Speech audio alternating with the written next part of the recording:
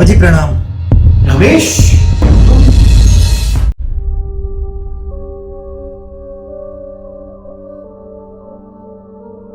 यार लग रहा है इंजन गर्म हो गया है।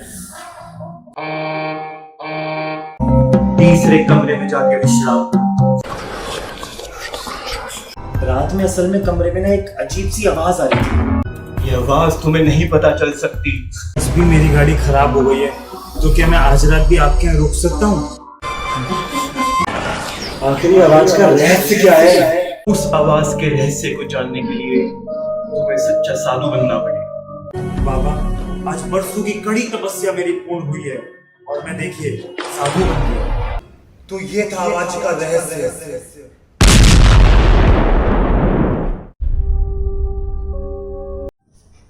मेरे भाई को गए हुए आज पूरे 5 साल हो गए हैं और मुझे आज भी याद है कि उससे आखिरी बार मेरी क्या बात हुई थी। बरसों की कड़ी तपस्या पूर्ण हो गई है मेरी आज तो मैं उस आवाज का रहस्य जानकर ही रहूंगा। भाई तो ये किस आवाज के रहस्य के चक्कर में पड़ गया यार? ये बाबा बाबा सब बेकार की चीजें होती हैं यार।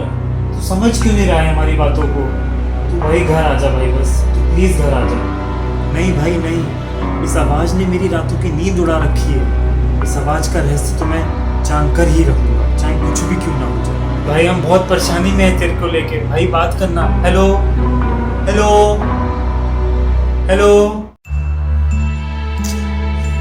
मुझे तो मेरा भाई ना किसी बड़ी मुसीबत में लगता है और मैं ऐसा क्या करूं जिससे मुझे उसका पता मिल जाए।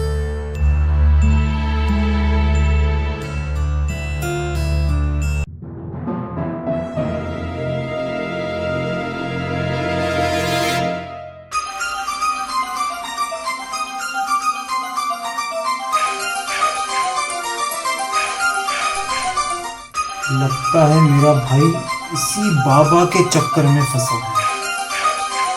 मैं कल ही यहाँ जाके उसका पता लगाता हूँ।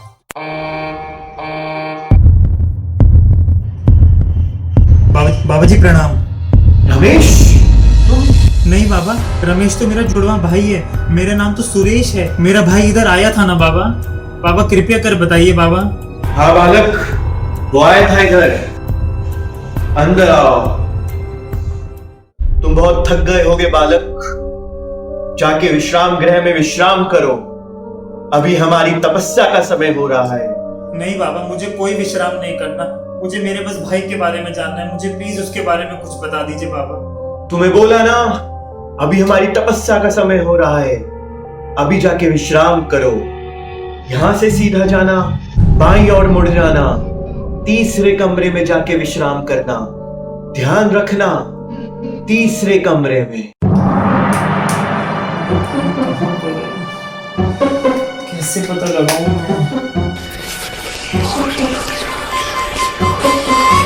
कैसी आवाज है?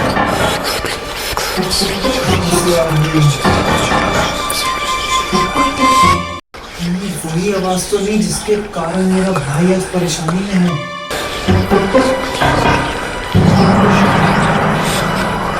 मदद करो मेरी।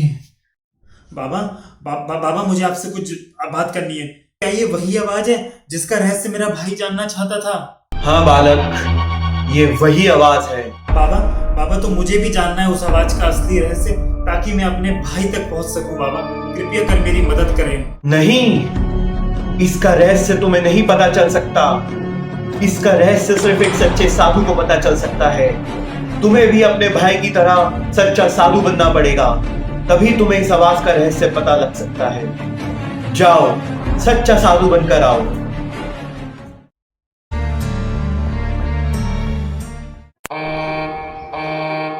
बाबा प्रणाम।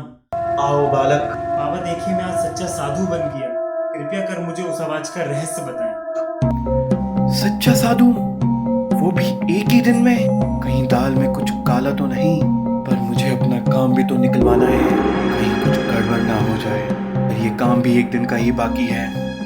ऐसा करता हूँ, इसको भी मैं रख लेता हूँ। अब लग रहा है तुम सच्चे साधु बन गए हो। तुम हकदार बन गए हो उस आवाज के रहस्य को जानने के लिए। अब तुम्हें वो दिख रहा है, वही उसी के नीचे मिलेगा तुम्हें उस आवाज का रहस्य। जाओ, तथास्तु। ठीक है बाबा, आपका बहुत बहुत धन्यवाद। तो ये था आवाज का रहस्य।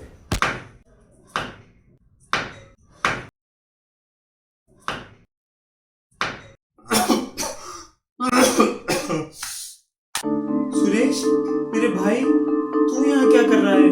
तुझे भी उस पाखंडी बाबा ने फंसा लिया है क्या? हाँ भाई, मैंने जैसे ही उस आवाज के रहस्य को जानना चाहा ना,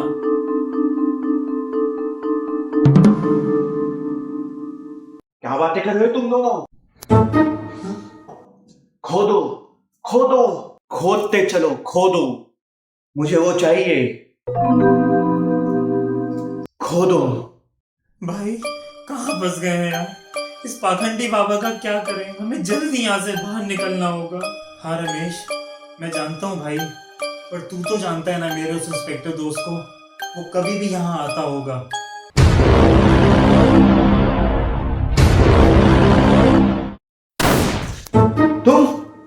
तुम कौन हो?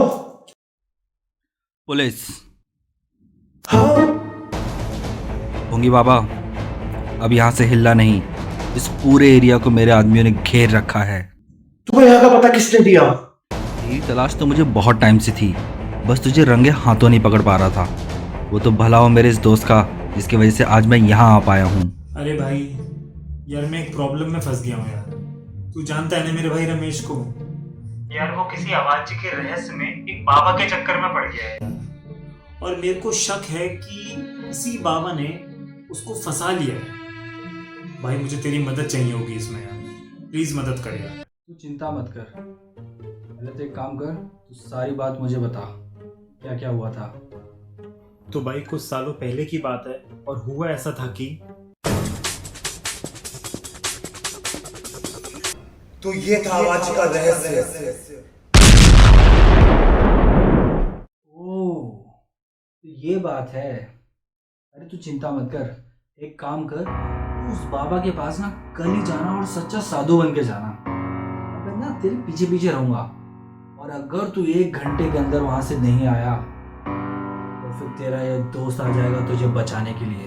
अब सारी सच्चाई तू यहीं बताएगा या तुझे थाने ले जाके जब डंडे बजाऊंगा तब बताएगा? बता दो, सब बता दो। असल में कई वर्षों पहले मुझे पता लगा था कि इस आश्रम के नीचे एक खान है, जिसके नीचे बहुत सारा सोना दबा हुआ है। उस सोने को निकालने के लिए मुझे कई सारे लोगों की जरूरत थी, और फिर मैंने इस आवाज के रहस्य का ढोंग रचाया ताकि खोदने की आवाज इस आवाज के नीचे दब सके और किसी को नहीं पता चल सके कि नीचे क्या हो रहा है। इसलिए मिस्टर ढोंगी बाबा, जरा हमें भी तो सुनाओ, ये आवाज है कौन सी?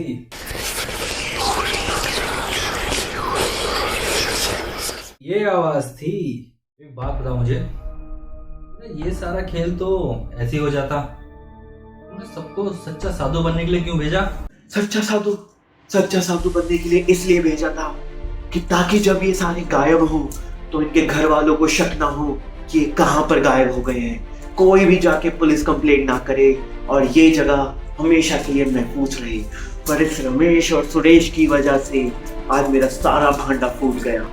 अबे वो ढोंगी, यही होती है परिवार की एक असली ताकत, जो अपनों पे कभी मुसीबत नहीं आने देती है। ध्यान रखना रमेश और सुरेश, मैं वापस आऊंगा, बदला लेने वापस आऊंगा। अच्छा, थाने में देखता हूँ तुझे।